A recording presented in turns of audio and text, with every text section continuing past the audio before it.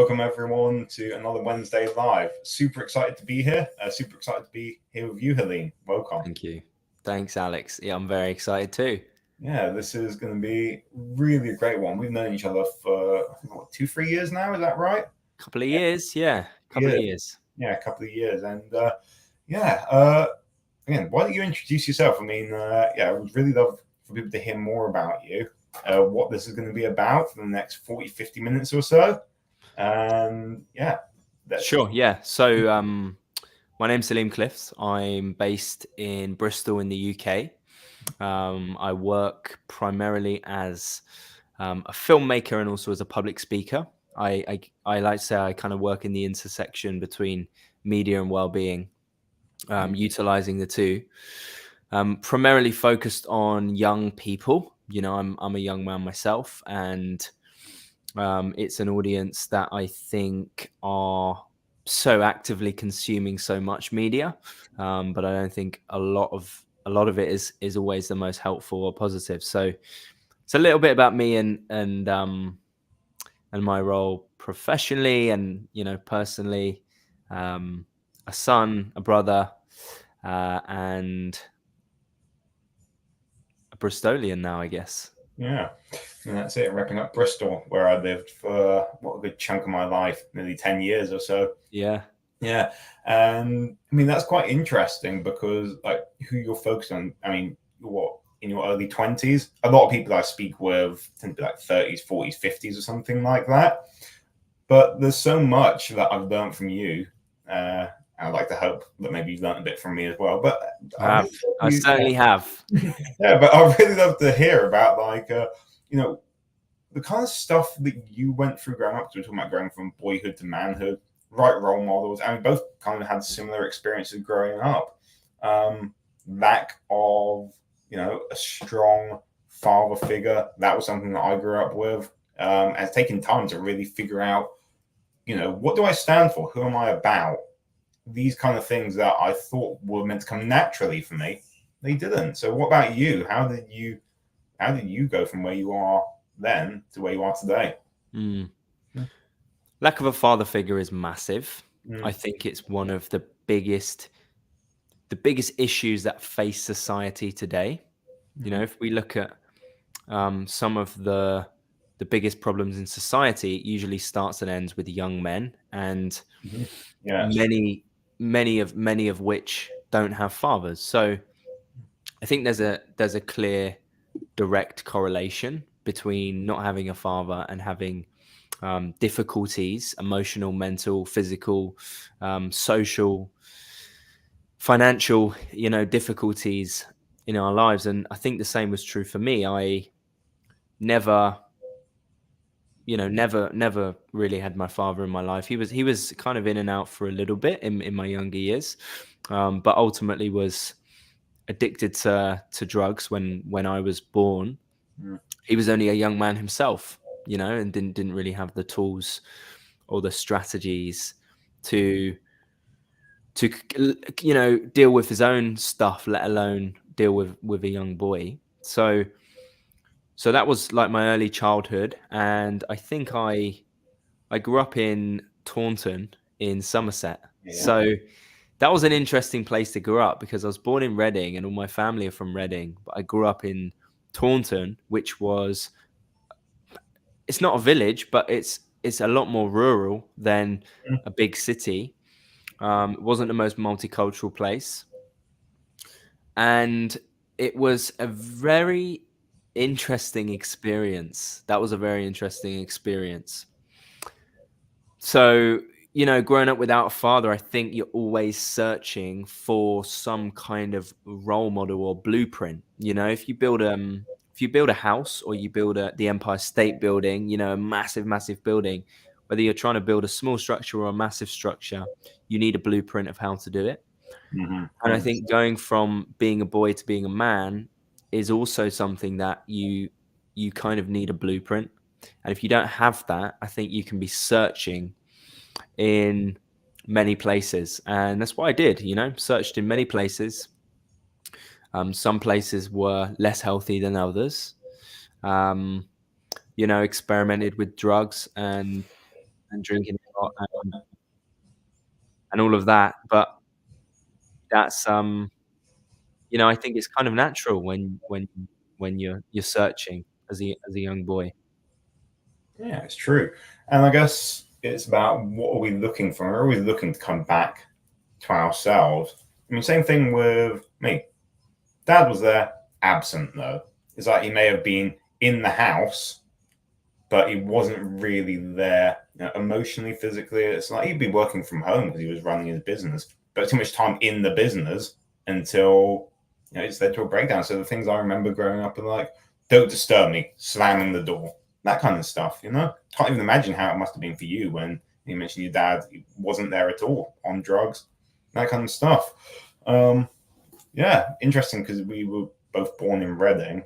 Mm, I think because Reading is actually like I call it the yeah, most boring town in the UK because they say it's like the safest place to raise a family, and it is. It's very like white middle class, safe, secure.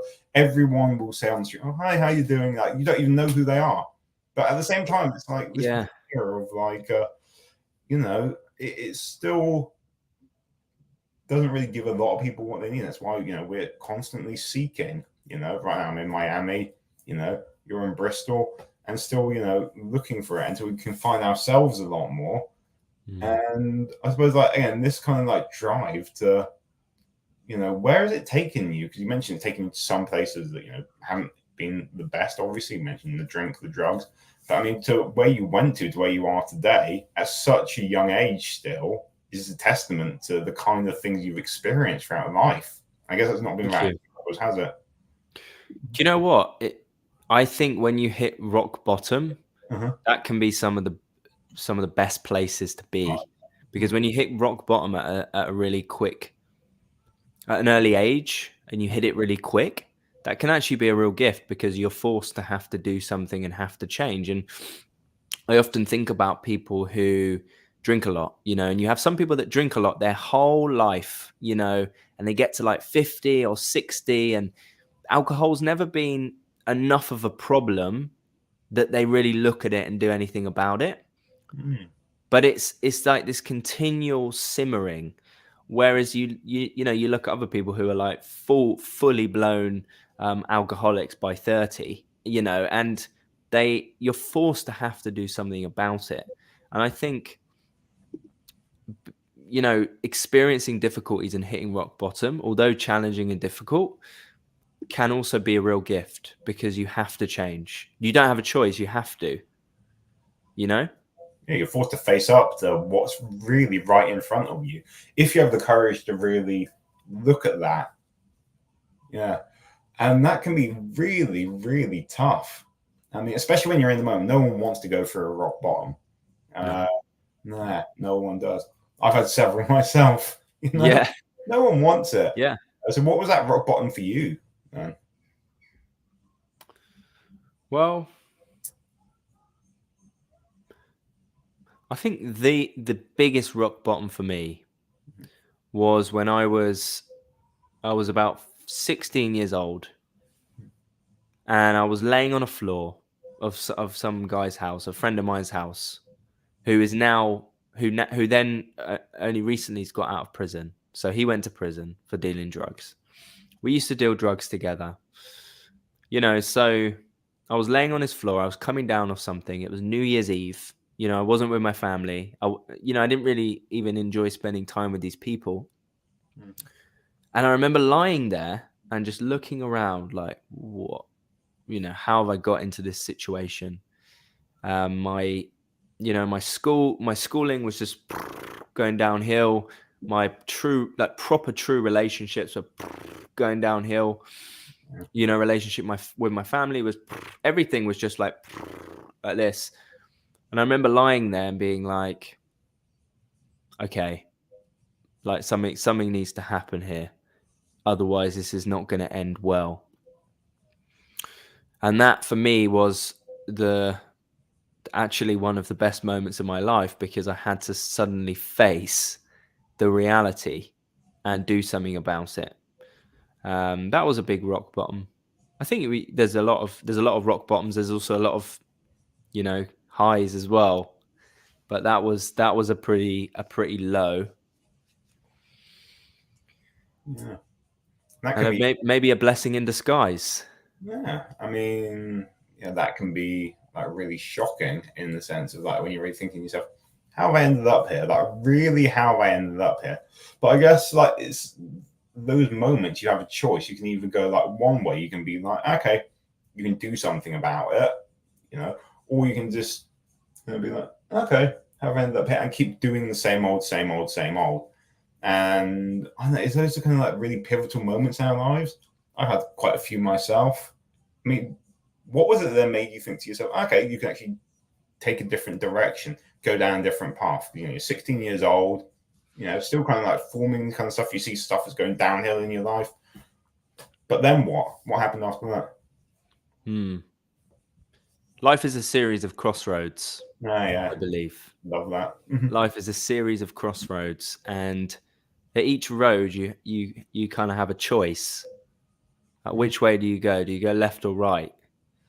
Now, the beauty of that is there's always another crossroad, you know, and you can always correct course again. Yeah. But you can also continue going down the wrong crossroad and find yourself in a destination that you didn't end up to be and you didn't want to be in. For me, it was, I think first it was a realization. I just started to question, like, do I need to take drugs? Hmm. Do I need to use substances? And I remember I questioned that, and I was like, because everyone around me did, and being that age as well, you know, everyone's using substances a lot. And I just questioned. I was like, do I actually want to? Do I need to live like that? Like, is that normal? Like, it was just this kind of internal questioning, Yeah. and then I thought, okay, I'll try it for a bit. I'll stop drinking and stop using drugs. And I was like, oh, okay, I feel quite good about this. Everyone around me thinks I'm crazy, but I feel pretty good, you Yeah. know? So it was just like experimentation, and then and then coming to a decision of like, no, I don't want to do that again, Yeah. ever. You know, that was just my experience. Yeah, but I guess that can be quite difficult, not just because, first of all, dependency with anything, you know, but also one of the dependencies, and we talk about like the shoulds. For anyone who looks at the scripture, you know, we have people saying what you should or shouldn't do. You say, oh yeah, there's people who think you're going to be crazy for doing that. And I think it doesn't even matter if it's like coming off drugs and then the people who are still using, or you know, drinking within the UK. And like sometimes I go to a bar and I'm saying, yeah, I have orange juice, and I think to myself, oh, do I have to justify why I'm not drinking at the moment or something like that? Do I have to make up some story? Oh, I have an allergy. I don't, but I've said that like Mm, I've said that before to people, and so nowadays I'm just like, yeah, I don't drink. Simple as that. And actually, people don't really care. In the yeah. beginning, you think they do.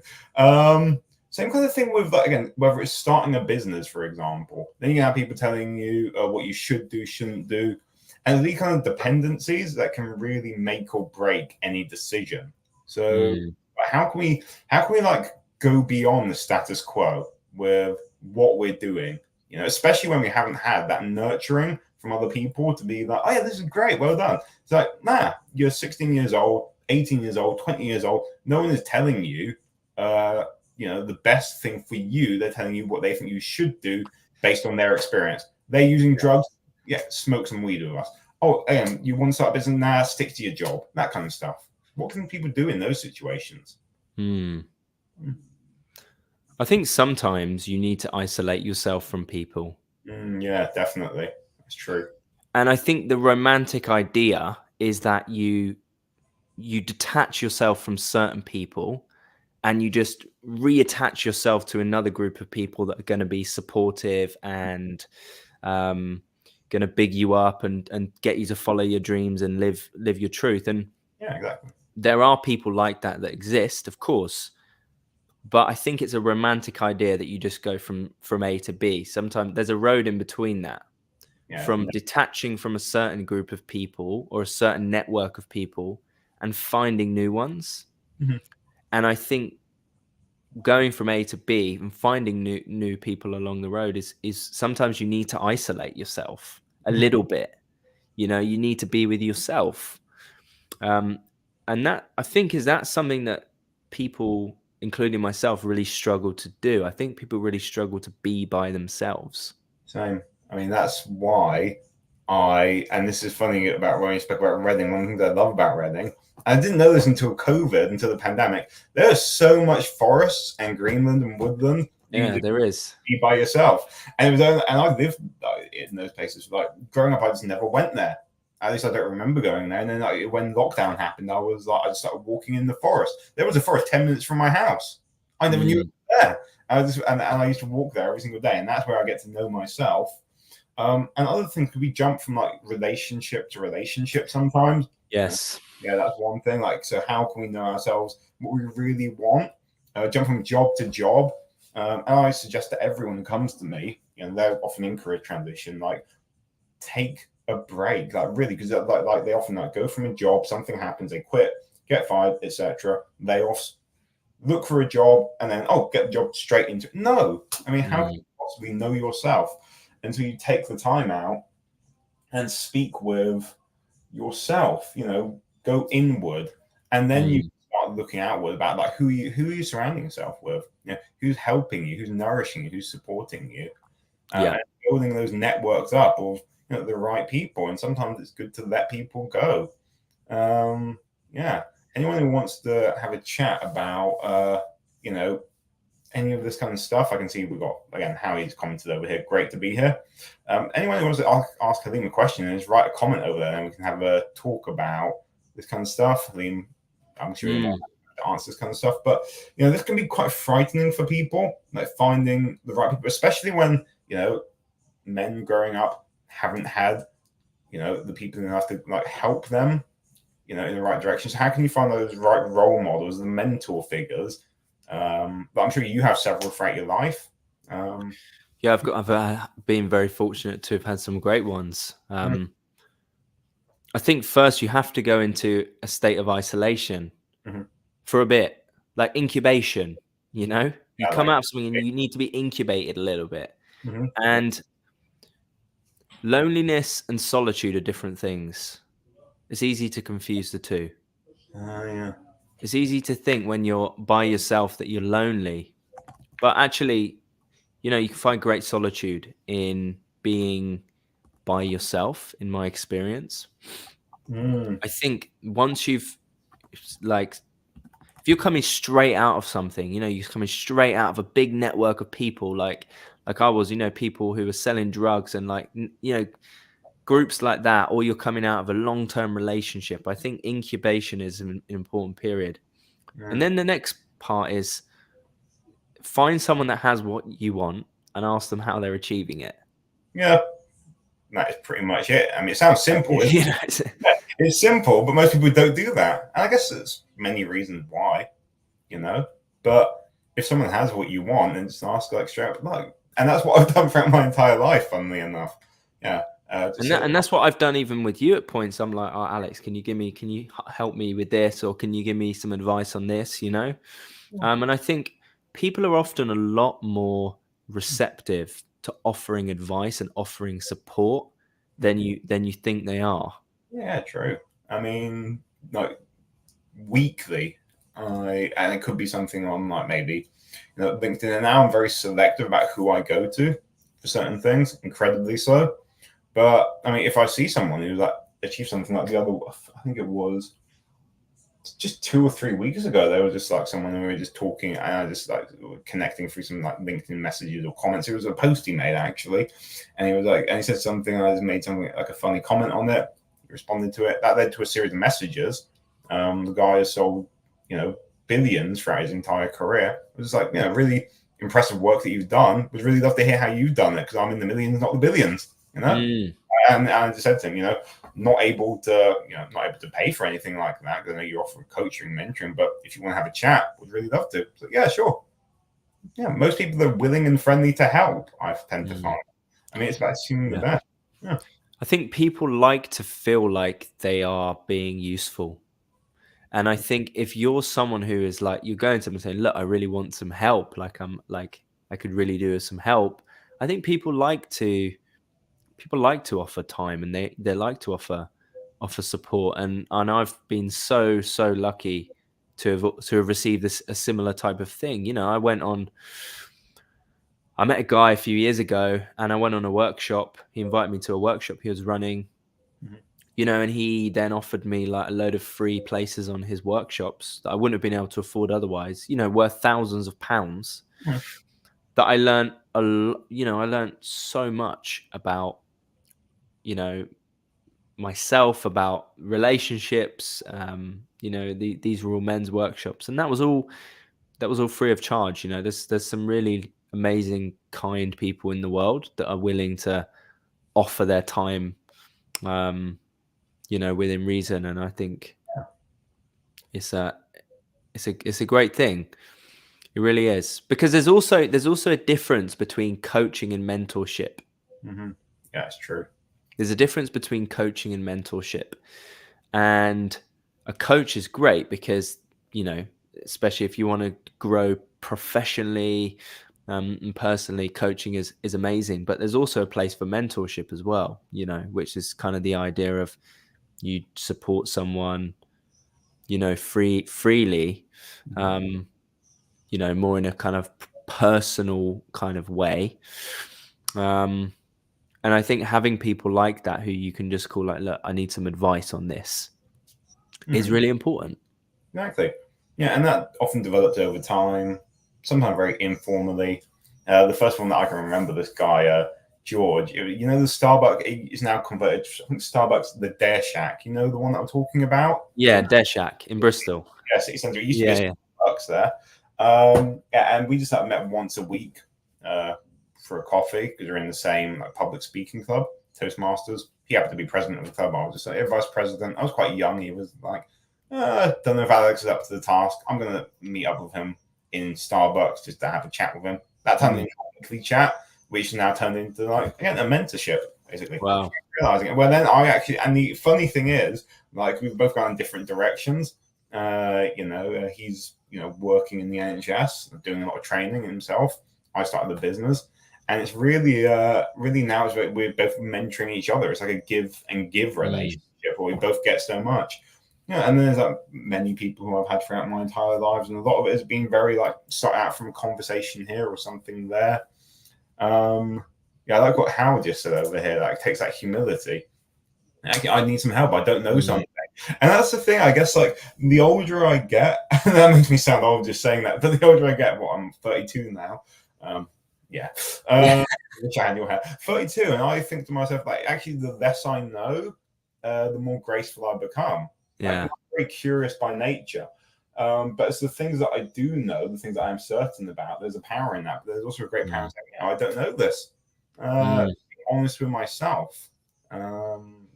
But yeah, Yeah, I think humility is the word, humility, yeah. Hmm. you And then know? I guess what can we do with that? Like, humility. But then how can we like go down to that level of like again accepting, willing to receive help? You know, being humble enough. I don't think there's really a shortcut to that. Yeah, I think it's that whole thing of swallowing your pride yeah, and accepting it can feel uncomfortable to ask for help because you have to accept that you don't have all the answers. And yeah. I think, you know, I go into a lot of schools, I meet a lot of young men. There's a lot of young guys who think they know it all. Oh, definitely. I was one of them. Yeah, Yeah, so was exactly. I, you Exactly. know? And that's the And pressure that we face as yeah, men in society. Is you're told you have to have all the answers. You know. yeah. Hmm. And I think young men in particular as a demographic, you know, I think the ego is at a time, especially when you're at like the ages of maybe between like 13 to 18, even a little bit later sometimes. The ego is like forming and figuring out what it's doing. Who am I as an individual? And I think things like humility and integrity as well at times, Hmm. is not always on the top of the priority list. Well, it wasn't for me anyway. Um, so yeah, I think it's difficult to swallow your pride and kind of accept and Yeah. ask for help. Yeah, I mean, it's a question of like looking at what's true for you in the moment. Most people don't answer that question about themselves. Who am I? Who am I really? They don't go into the spaces that we spoke about of, you know, isolation, really, to do the real deep inner work that's needed.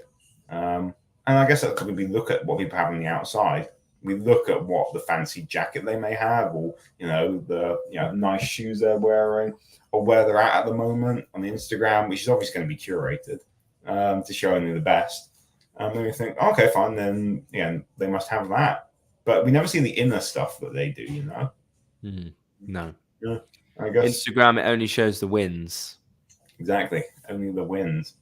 Yeah, but I'm just curious, what are some of the wins that you've had? I mean, because you've done now doing a lot. You just launched this course that's coming out over here. You've spoken in so many places, by so many people. So, I mean, what are some of the things that you are most proud of?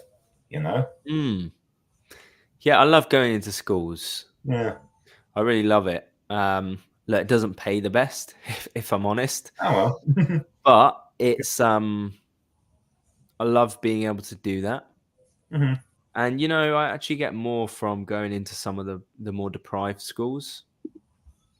I was in I went to a place called Marlborough College a couple of days ago, which it is like the pinnacle of private independent British schools. Like Kate Middleton went there, Jack Whitehall went there.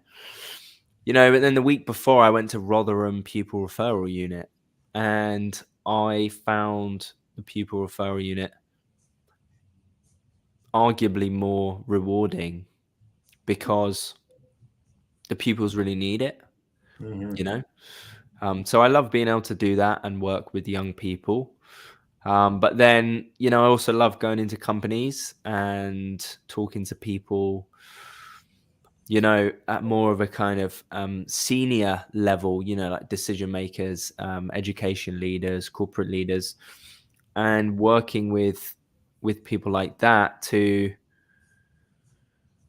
create more of a kind of lasting change and a lasting impact. And I think I'm proud and I'm proud of the work that I've done at the age I've done it as well. And then also like making films. I love to make films, and Hmm. I've got I've made a fair few last year. That was great to have made. So yeah, there's always wins. But then also like personal things as well. Travel. Like I just got back from a 2-month trip in Australia and Indonesia, and that was an amazing, enriching experience. And like I did the London Marathon last year as well, which was a pretty incredible experience as well. So yeah, there's a mix of wins, Hmm. um, of course. Yeah. I mean, it's funny you were mentioning the films because we were just talking before, as I've started about the camera that you had. So Yeah, the camera, set up the camera. yeah, because I'm traveling at the moment and don't have the camera and mic with me.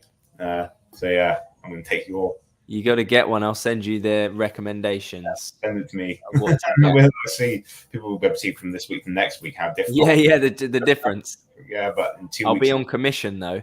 Oh, really? Yeah, You set up an affiliate link. We can pop affiliate marketing. Yeah. definitely for Amazon. But in terms of like, the young people, and I don't know how many may be watching this, but perhaps like some people, are watching it like a younger generation. You mentioned going into the schools with what, like, I guess like 12, 13, 14, 15, 16, that demographic.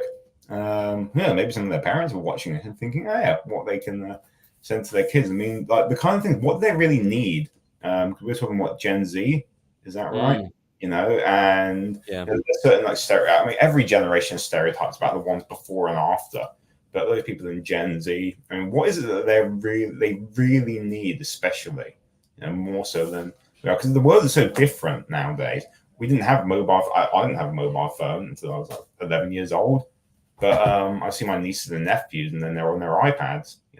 They're 5, 6, 5 Mm. years old. So Yeah, I think it's the same that we all of what we all need, Mhm. which ultimately is unconditional acceptance and love and support. Mhm. But I think we are in a time now where young people are not they're not naturally getting that.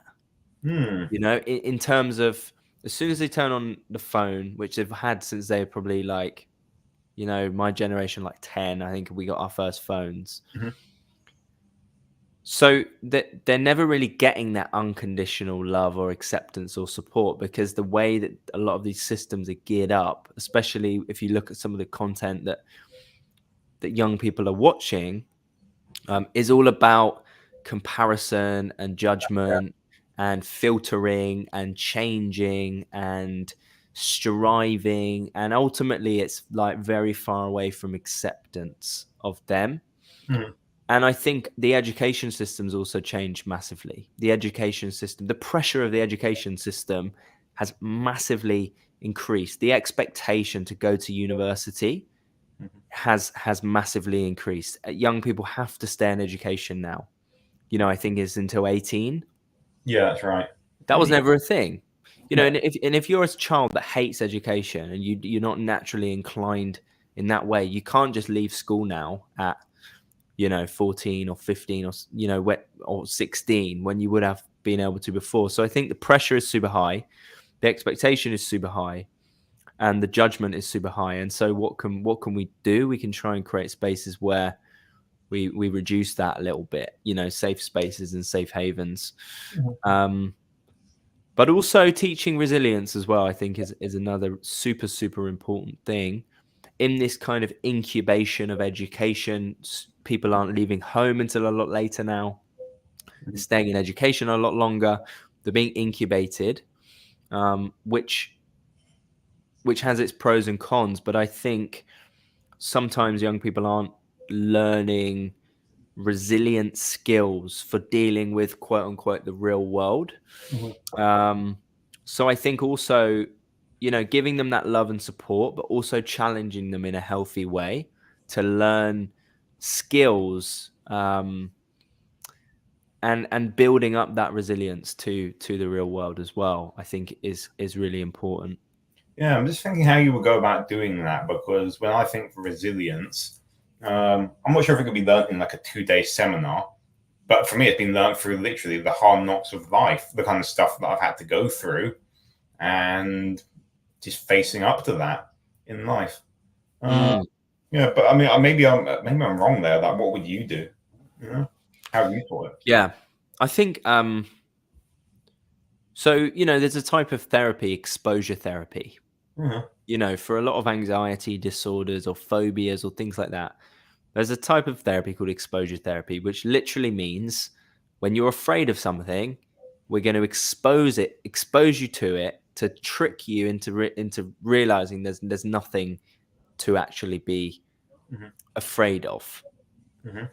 And I think fear and anxiety are massive problems in younger generations, especially like Gen Z. Um, and I think exposing some of these young people to some of the things that they're afraid of. And I think you can do that in short ways. To give you an example, I think public speaking Mhm. is an incredible skill, but not just as a skill, it's also an incredible experience.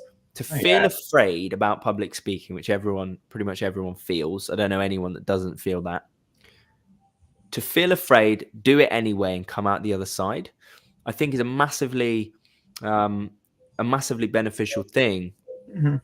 not just professionally, but personally and emotionally. And I think finding things that young people are, generally more afraid of, and giving them kind of some exposure to that. And I think you can do that in ways in short courses. Of course, resilience skills. Yeah, this is a lifelong journey, and you can't learn anything like that in a 2-day seminar. But I think you can learn a bit. Mhm. I do think you can learn a bit. Okay. Yeah, because it's really facing up to, what's bothering you. This is actually something that I look at nearly daily. Actually, I actually have like a little sheet about, what's blocking me, what's bothering me. And it's like kind of like, I'm very structured and linear, so it's like literally like 5 columns or something like that. And the first one is always like, again, what is it? What am I procrastinating on? What am I afraid of? What's blocking me? What's bothering me today? And the second one is like, what can I do about that? Doesn't mean that I have to do something about that, and I think this is what especially men get wrong, is that we think that if we're afraid of something, when we feel that fear, either you just like lean back completely, it's like you're completely paralyzed by it, you're stuck, you lean away from it, or and then we're taught to like go straight into it, lean way beyond the edge of it and just attack it head on, because that's kind of like what we're supposed to do, isn't it? Yeah, like go to war or die, basically the two options. It's about like what I've learned, and this is only really through like dancing with it, is really where is the edge of my comfort zone. So I don't want to be comfortable. I despise the idea of ever being comfortable. But when I feel like, where is it that I can like go beyond my comfort zone to where I know that I'm going to be growing and not overexerting myself, like where's that place? It's kind of like a delicate dance over there. I don't believe in the whole 8 hours. Like, say someone's afraid of public speaking, then like again, I don't know, send them off to give like I don't know, you have to give a presentation tomorrow. If it's half an hour, go for it. Get on stage. Now it's about like feeling into it and then going beyond. Some people are capable of doing that. You've given how many talk? Hundreds by now, maybe thousands. I don't know. A few, yeah, probably in the hundreds, probably not the thousands. Yeah. I know. And like, what are the kind of things that people like can benefit from, because I mean that's part of your course, the one that you launched, is like help them speak on camera, speak on stage. For me, I see like some people may have fear of one, not the other, whether it's on camera or on stage. I don't mind either nowadays, but it can be a bit different. Like, what are the kind of things that people can get out of the course? Yeah, well, I think the first thing is figuring out like what is your message and what do you want to say? Because I found was, when going into a lot of schools and corporations and delivering talks, I'm asked to deliver a talk, and then I suddenly think, well, what am I going to say? And I think that is a super, super important piece before you learn the kind of skills and getting over that fear, is figuring out what is your personal message. Yeah. And I think that's kind of some inward work of figuring out, based on your life and your experiences and, maybe your childhood or your adolescence and your relationships and the stories you've told yourself and the things that have happened to you. All of these things create a kind of tapestry. And that kind of tapestry, it's so many woven parts of your life which ultimately creates you. And I think whenever you do a talk, you have to figure out what is your message. Yeah, exactly. And so that's the kind of first part. And then the next part is then actually sharing that with the world. And this, like we've been talking about fear, and that's the number one thing for most people, is fear that stops them from speaking their truth and sharing their message with the world. Is fear. Fear of what? It's usually fear of judgment. It's usually fear of being rejected. Kind of, I would say, the primary two, fear of humiliation. And I think the only way to really get through that is learn skills so you feel totally confident going into it. You feel like you've learned enough that you go into it feeling prepared, but then it's just do the thing. Just do it. And then assess. So yeah, that's kind of what the film, the talk, not the talk, the course is about. And then also filmmaking, I think, it is another thing I just love to do, and I think is powerful, especially in today's kind of media landscape where there's so much media being produced on a daily basis, that to stand out, I think you need to find different ways to do that. And I think film, especially film with a kind of creative element to it, Yeah. is a great way to do so. Yeah, it is. I mean, because like people want to see, especially in this day and age, your lips move and you walk and talk. I mean, I love photos and all that kind of stuff, but I love being on camera in terms of like filming so much more. Yeah. Whenever I get an idea, I just get the phone out, do a walk in the park video or something I like that. watch your LinkedIn videos, Oh so I yeah, see these. Yeah. yeah. I mean, that's good. But in terms of like what you were saying earlier about like public speaking presentations, the message of that, I think that when people can get that down to a single word, that's when it's like golden. You can say exactly what you stand for in the talk. Just get it down to like a single word or something like that. That takes time, like really getting down from story to like, again, sometimes like 2 sentences, 1 sentence, 7 words, and then really distilling it. Then you have clarity from there, which is really missing in this world. I think so. And if you look at most people who, are kind of really living in their truth, living in their purpose, doing a lot of great things in the world, they usually have a pretty clear focus and a clear message that they stand for. And I think there's a reason for that. Exactly. Yeah. I mean, it like dispels all of the vagueness. We spoke about a lot of the unnecessary things and people. We only got a couple of minutes left now. So before we wrap up, we want to like turn to another question that Hal wrote over here. We were speaking about this isolation earlier. The different spaces, maybe that whether it's going to be Gen Z or elsewhere. But how can they tell, like, again, who's unhealthy in their lives? What are the things that people are, what is healthy, what's not healthy? We're talking about acceptance. How do they know, like, again, what to do, where to go, this kind of stuff? Yeah, well, the line between what's healthy and unhealthy is a really interesting one, because it's not, it's not always clear, and I don't think that necessarily any one thing is super healthy or super unhealthy. I think it comes back to how does this make me feel, Yeah. and what is the implication in my life. So to give you an example, so when I was a teenager, I used to smoke a lot of cannabis, right? And so cannabis for me became quite unhealthy and had a kind of a bit of a negative impact on my life. Let me just flip the script a little bit. I know a guy who had cancer, and he had terminal cancer, and he would smoke cannabis, and he found it massively beneficial, and it helped with the pain that he was experiencing, and ultimately made the final years of his life much more comfortable and painless. The same thing, the same substance in this case, but one for me was unhealthy, and another he would argue was healthy and was good for him. Yeah. I think it's about not just taking because someone said this is unhealthy for them or said this is healthy for them. That doesn't necessarily mean it's true for you. In my experience, it's just assessing, one, how do I feel? And often you kind of know. I think your intuition, like intuitively, you kind of know when something's not right. And then the second is looking at your life. Like, since I've been spent time with this person, what is the actual implications on my life? Am I working out more or am I working out less? Am I making more money or am I making less money? Am I like happier on a day-to-day basis? Yeah, or not? What is the actual implications on my life?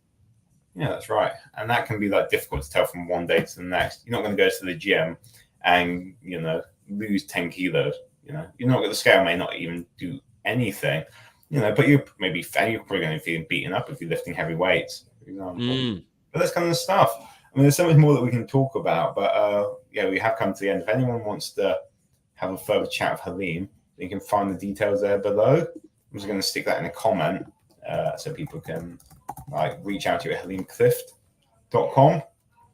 Thank you, Alex. Yeah, and just in 60 seconds or so, we've covered so much now. We have a lot. So what would you say to anyone who's watching this I think, and that, thinking about any of this kind of stuff, like in terms of like wrapping up, like everything we spoke about, what you stand for in this. Get to say something. Yeah, I think I think it was Gandhi that said that a society can be judged on how it treats its weakest members. And